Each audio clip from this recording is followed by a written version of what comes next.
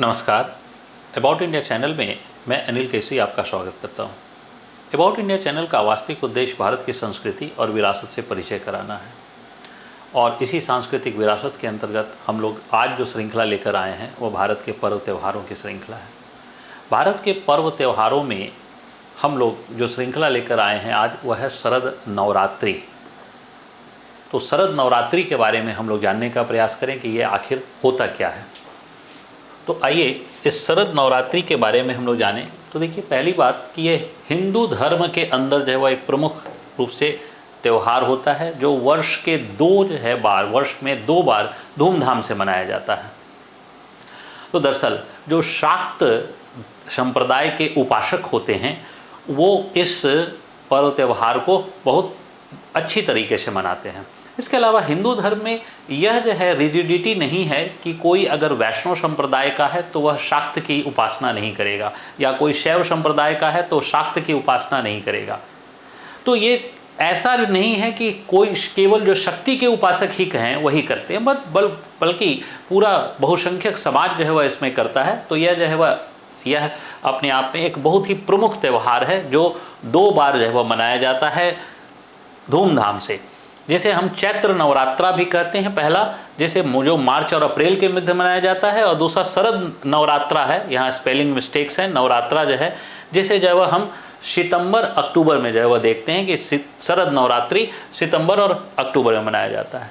इसके अलावा हमारे पुराणों में दो और नवरात्रों की चर्चा है जो जिसे हम गुप्त नवरात्र कहते हैं, और ये गुप्त नवरात्र पौष के माह में और आषाढ़ के माह में मनाए जाते हैं।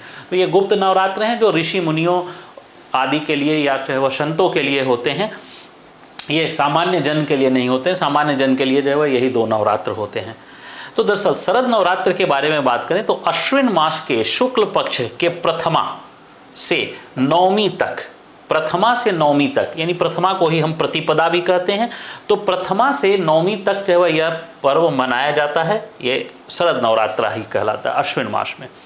और इसके पश्चात जो 10वां दिन होता है वही दरअसल दशहरा कहलाता है। यानी शरद नवरात्र के 9 दिन बीतने के बाद जो 10वां दिन होता है उसे ही हम लोग दशहरा करते हैं। इसके बारे में हम लोग एक सेपरेट वीडियो में जानेंगे। अब देखिए, नवरात्रि जो है, इस नवरात्रि का शाब्दिक अर्थ होता है नौ रातें, नवरात्रि।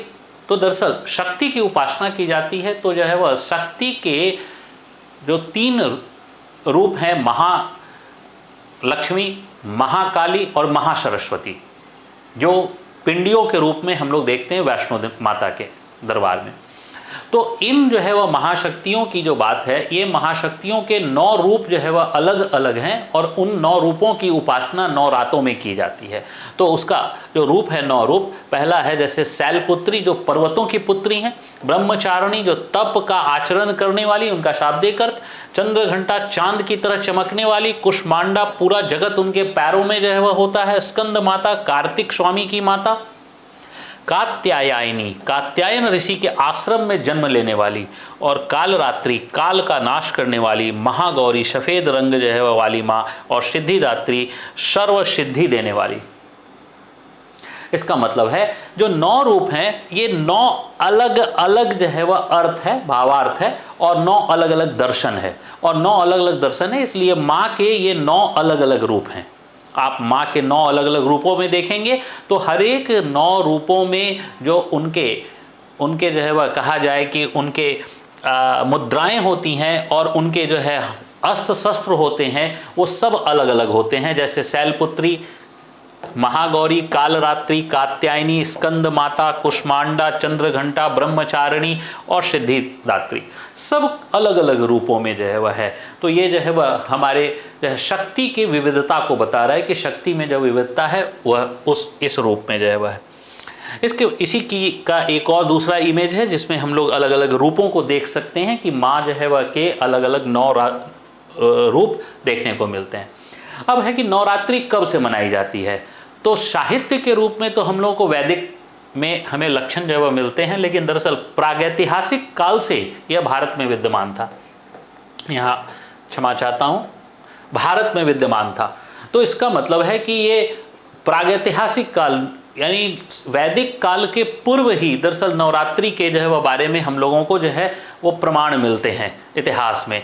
और मान्यता है कि दुर्गा माँ जो है वह महिषासुर के मध्य ये 9 दिनों तक युद्ध चला, और इस 9 दिनों तक जो संग्राम हुआ उसके पश्चात भैंसा रूपी राक्षस का वध जो है वह 10वें दिन किया गया।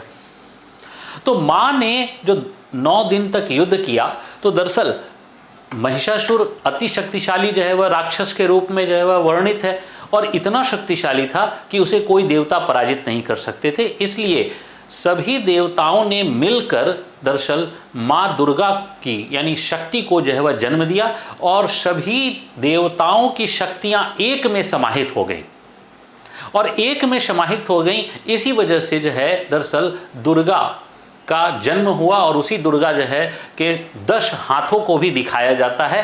दरअसल आपको मैं अभी दिखा रहा हूँ कि उपासक जो है वह, आइए देखिए, ये जो है वह दुर्गा के जो 10 रूप हैं, 10 हाथ।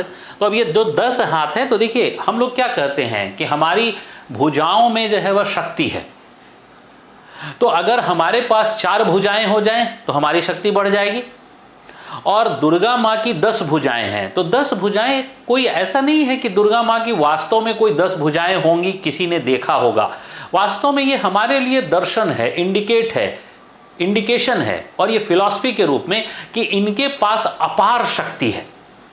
इतनी अपार शक्ति है कि वह 10 भुजाओं के बराबर की शक्ति है। यानी सारे देवताओं ने जब जो है वह शक्ति एक में समाहित कर दिया तो माँ दुर्गा का जन्म होता है। इसी प्रकार रावण के 10 सिर हैं, तो ऐसा नहीं कि कोई 10 सिर वाला व्यक्ति जन्म लिया था। वास्तव में वह उस एक सिर जो है वह हमारे बुद्धि और ज्ञान को बताता है। तो वह ज्ञान यानी उसमें 10 मनुष्यों के बराबर ज्ञान था। इतना ज्ञानी था रावण कि उसके 10 सिर जैसा ज्ञान जो है वह उसमें था, इसलिए वो 10 सिर का दिखाया गया है। और इसी प्रकार माँ दुर्गा को जो 10 हाथों का दिखाया गया है, वह इतनी शक्ति है, इतनी भुजाओं में शक्ति है कि 10 हाथों में का दिखाया गया है। और ये जो है वह माँ दुर्गा महिषासुर का वध कर रही है। और ये महिषासुर का वध करने वाली जो पोस्चर है, ये पोस्चर मैं पहले भी जो है वह कई वीडियो में बता चुका हूं कि ये हमारे यहाँ जो मिलती है वो 7वीं 8वीं सदी से ही दरअसल जो है वह ऐसा पोस्चर हमें जो है वह प्राप्त होना शुरू हो जाता है। यानी गुप्त काल से ही, गुप्त काल में ही जो है वह दरअसल माँ दुर्गा के शक्ति की उपासना, और इसी पोस्चर, सेम पोस्चर, जिसी पोस्चर में यानी कि एक जो है वह भाले से जो है वह महिषासुर का वध करती हुई, यही पोस्चर जो है वह उस समय से आज तक चला रहा है। यानी करीब ये इसका इतिहास हम लोग देखें तो करीब जो है वह 1300-1400 सालों का इतिहास है। इस पोस्चर के द्वारा ही जो है वह हम लोग माँ दुर्गा की पूजा जो है वह कर रहे हैं। अब माँ दुर्गा की जो पूजा जो होती है नवरात्रि में, तो उपासक 9 दिन जो है उपवास रखते हैं, 9 दिन उपवास रखते हैं। या फिर कई लोग जो क्या होते हैं कि प्रथमा और अष्टमी के दिन उपवास रखते हैं। यानी अपनी अपनी जो श्रद्धा है, अपनी अपनी जो शक्ति है, अपनी अपनी जो भावनाएं हैं, उसके आधार पर उपवास रखते हैं। तो ये उपवास है। और अष्टमी और नवमी के दिन जो है वह कन्याओं का पूजन होता है। कुछ लोग जो है वह अष्टमी के दिन कन्याओं का पूजन करते हैं, कुछ लोग जो है वह नवमी के दिन कन्याओं का पूजन करते हैं। तो यहाँ कन्याओं का संदर्भ है बच्चियों से, यानी छोटी बच्चियों के पूजा जो है वह की जाती है यहाँ। और यहाँ पर विभिन्न जो है वह मंदिरों में पूजा अर्चन भी होता है। बंगाल में जो है वह भव्य पंडाल बनाए जाते हैं, और बंगाल ही नहीं, पूरा का पूरा जो पूर्वी भारत है, उस पूर्वी भारत में पंडाल का प्रचलन है। और इसके अलावा गुजरात में जो है वह डांडिया जो है वह का प्रचलन जो है वह इसी दौरान हमें देखने को मिलता है। तो ये माँ दुर्गा का जो है वह का रूप है। इसी माँ दुर्गा के रूप को आइए देखिए। तो ये गुजरात में जो है वह हम लोग देखें तो डांडिया जो है वह उत्सव मनाए जाते हैं। 9 दिनों तक डांडिया फेस्टिवल खेले जाते हैं अलग अलग शहरों में। तो डांडिया का जो है वह ये रूप जो है वह होता है, जो सामूहिकता को प्रदर्शित करता है। इसी प्रकार जो पंडाल है, ये देखिए कोलकाता का जो है वह पंडाल है, जो भव्य जो है वह थीम पर बनाया जाता है। और बड़े ही भव्य थीम जो है वह बनते हैं पंडाल। अलग अलग सामाजिक जो है वह विषयों पर भी, सामाजिक वैज्ञानिक विषयों पर भी जो है वह इसमें बनाया गया है। इसमें जैसे चंद्रयान मिशन को जो है वह दिखाया गया है, स्पेसशिप को जो है वह दिखाया गया है पंडालों के माध्यम से। इसमें जो है वह फिर से जो है वह भारत के तिरंगे के कलर को जो है वह इसमें दर्शाने का प्रयास किया गया है पंडाल में। और इस प्रकार हम लोग जो है वह कन्याओं का भी पूजन जो है वह इस प्रकार जो है वह करते हैं। तो दरअसल इसमें 2 बातें हैं। पंडाल बनाने पर कुछ लोग जो है वह ऑब्जेक्शन करते हैं कि पंडाल जो है वह क्यों जो है वह बनाए जाते हैं, इतना खर्च क्यों किया जाता है, इससे अच्छा है कि किसी को जो है वह दान दे दिया जाए।